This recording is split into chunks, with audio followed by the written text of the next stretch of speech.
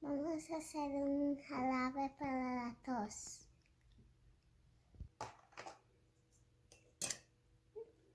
Ups.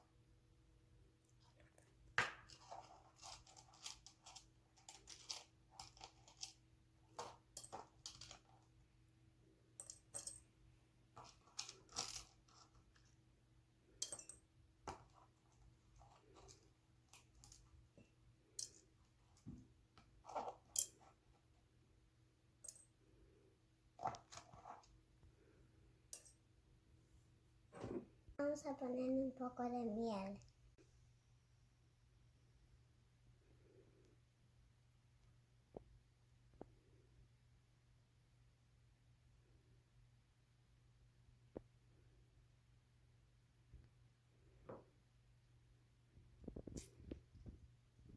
Poner un poquito de jugo de limón.